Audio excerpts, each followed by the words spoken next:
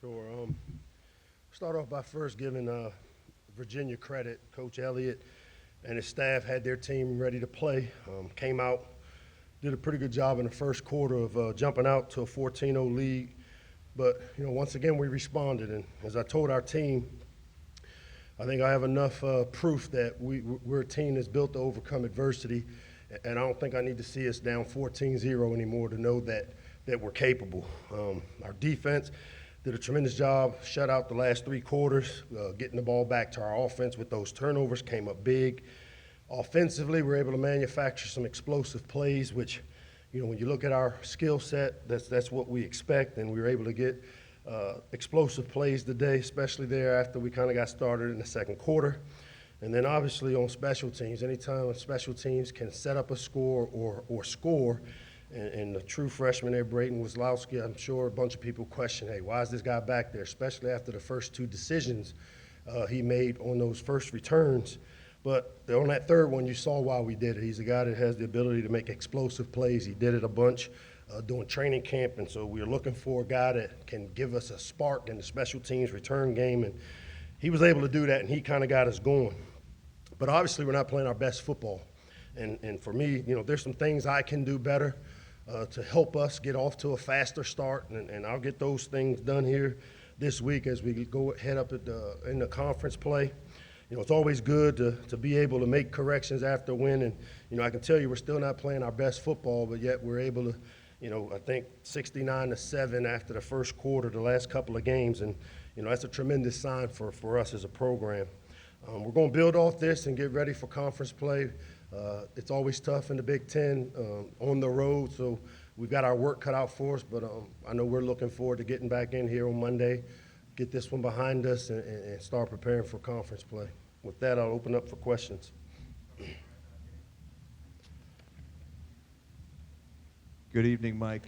Four takeaways by your defense in that fourth quarter, and the first one was a potential game-tying play for UVA. Could you address how key those takeaways were for you guys? Yeah, our defense for me has been a little frustrating because I know how good we can be on defense, and we tend to give up, I call it dumb yardage, 3rd and 22, and they throw a hitch, and we get sucked in, and those plays are the ones that stick in my craw a little bit, but, one of the things they've shown, and they've shown it, the last couple of years here, is that, they make the adjustments in the second half.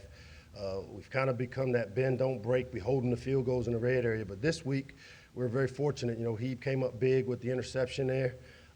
We had just moved him into the nickel position because he hadn't played a lot of slot corner for us all year. We moved him in there, and he made a tremendous play in the end zone, which, couldn't have come at a bigger time for us. On Brayden's return touchdown, when that's coming right off of a Virginia score, what does that do for the team mentally, just being able to get those points back, in an instant? Yeah, when you win in the kicking game, and as I like to say to our kicking and special teams, they either need to set up or they need to score, and that's winning the vertical field position. And, with them going up 14-0, that return couldn't have come at a better time for us, and it was tremendous effort on Brayden's part, getting it to the point of attack, and then he finished it. At one point it looked like the guy had a chance to tackle him. He outran the angle, and kid has tremendous speed, tremendous heart, and I was glad to see him finish it and make a play. But it was much needed, and I think it jump-started us as a team. Michael, to your left. Yep. What was the message, conversation, whatever the circumstances were at halftime that allowed you to kind of flip the script on both sides of the ball in the second half? I mean, we teach and say the same things. I mean, we go in and it's 0-0 because it's 14-14, and our standard is we don't watch the scoreboard. And I even myself, I try not to ever look up to even know what the score is because it really doesn't matter until it's the end of it. And at halftime, the big thing for us was it was still Terps versus Terps. I mean, we blow a coverage again on the flea flicker. On offense, we come in and we're not in rhythm, and that's where I said there's some things that I can do better to get us in rhythm on offense because traditionally we've been a fast start offense, and for whatever reason these last two games we haven't been.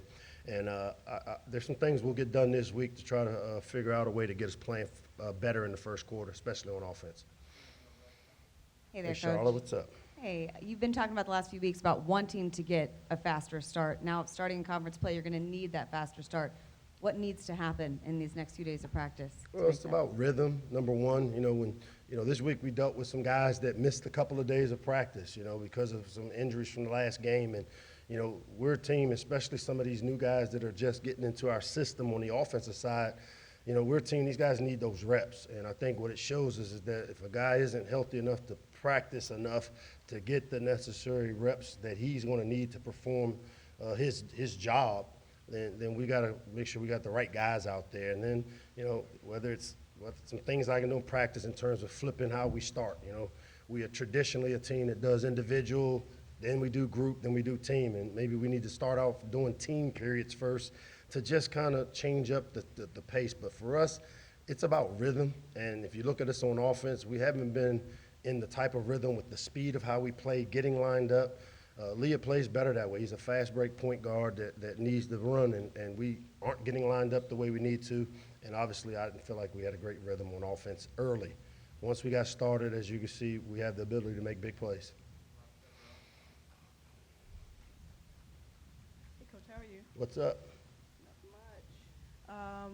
After Talia took the 16-yard sack, you had him sidle up to you for a little conversation. I was wondering what was your message, and in these 3 years, where do you think he has grown the most as a commander on the field? Yeah, I mean, you're exactly right. To take a sack there when we're in what we call scoring position, first thing I asked him when he came over, I said self-correct, because one of the things I got to do with Leah, because he can become emotional, especially when he knows he's made a bad play, is to take the emotion out of the play. And I said self-correct. And he said, bonehead play. That's one of those examples of him not giving up on the play. And we've coached them up on, dirt the ball, let's kick the field goal, let's keep the momentum. And so it was great for him to be able to self-correct without me having to have that type of conversation. The next piece, when you talk about how he's grown the most, I think it's just that ability to communicate when he comes off, what he didn't do right, what he did wrong, and then also keep his emotions about him to where the next series, he doesn't let one bad play become two. Hey, Coach. What's up, Andrew? Second straight week now where the defense gives up a score on the opening drive, goes scoreless the rest of the way. Is that more of a schematic change after seeing a little bit of the offense? Is it a play calling change, or is it just a matter of settling in? No, man, it's not schematic. It's execution, Whether we win the toss or we don't, we typically want to defer because we try to get that two-score swing that's common when you defer. Nobody likes the way we've played defense in the first couple of drives, the last couple of games. And as I said, there's some things that I'll have to do and some adjustments we'll make to figure out how to get us playing better early. But again, I got to give our defensive staff credit. They get it corrected, they get those things adjusted out, and then they settle in and we start playing good sound team defense. Hey, Mike. What's up? Was it injury that kept Bo out today? Yeah, it was an injury. What care to disclose? I don't ever talk medical stuff. Fine. If he wants to tell you, he can. And secondly, Calandria, second straight week he's done, had a performance like that even though in a loss. What was it, scheme? Was it his talent just as a freshman being able to come in there and do so well against your defense? I mean, he reminds me of a young Talia Tungavailoa. I mean, the thing about this guy, and it was frustrating for me and kind of going crazy on the headsets, is that they wanted to get him out the pocket for a reason. I mean, he's maybe vertically challenged a little bit as a quarterback, so to get the ball on the edge, he's dangerous. And so for us, we've got to contain the football. You've heard me say that the last couple of weeks.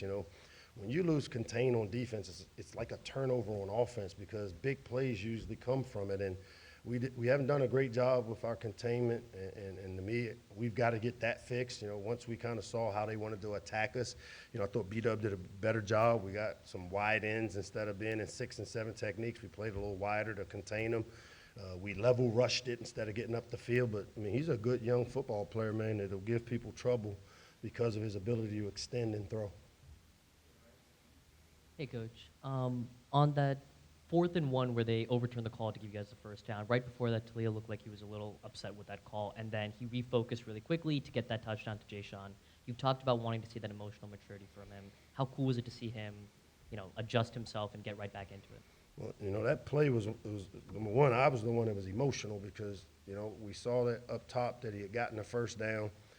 usually they buzz down to tell their officials, hey, confirm or not, and nobody buzzed down. And so I use a timeout to say I want to challenge it, and find out I guess the officials' headsets weren't working properly, and luckily we did make the timeout, and we got Matty Ice, who helps us with some of the game analytics stuff, was on top of it, and it was great to be able to get it overturned. But that very next play, I thought Josh did a really good job of calling a play that had been set up all game long. We ran the naked setup, double move on the outside, and Lee and Jay Sean connected like we saw them do in practice.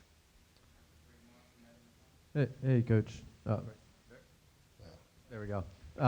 Obviously, the run game was able to kind of get it going a little bit. Colby McDonald, I believe, led the team, but just forward rushing touchdowns as a whole, what did you kind of see out of that unit? I thought early on, again, we maybe missed a few cuts, missed a few reads on early in the game that could have mounted to some explosive plays.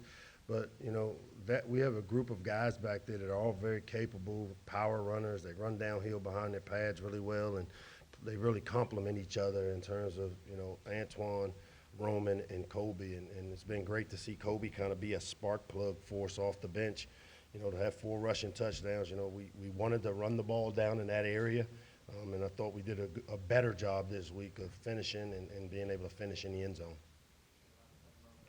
Hey, Coach, talk about Roman. What his performance. I know it seems like every week everybody's going to try to stop him. Now he's almost one of the major backs in the backfield. So what do you like about him tonight, and how he, got a lot of diversity there, with trying to get some catches and some runs? Yeah, the best thing about it is that he took what the defense gave him. I haven't had a chance to look at his production yet, but Roman is one of those guys that we count on. He's one of those big play guys that when we game plan, we want to figure out ways to keep him and get him involved. And, he's a leader for us. As I always say, he's smart, tough, and he's reliable. And, it's always good to see him respond the right way. And I know our team kind of looks to him, even as a young player, to be kind of that leader for us. And he's been steady Eddie. And it's great to see him continue some production for us. Coach, what did you see from Malik Washington tonight, and what challenges did he present for the secondary? Number 4, you talking about? Yeah, he made a bunch of plays for them. Some of them were, like I said, on us as Terps, but he's a good player. I know he transferred in from Northwestern. His quickness, his short area quickness, and he really was a guy we had to find a way to contain. And I know we didn't do it early, and he made a couple big plays on 3rd down, and those are the things we got to get fixed. Thank you. Thanks, guys.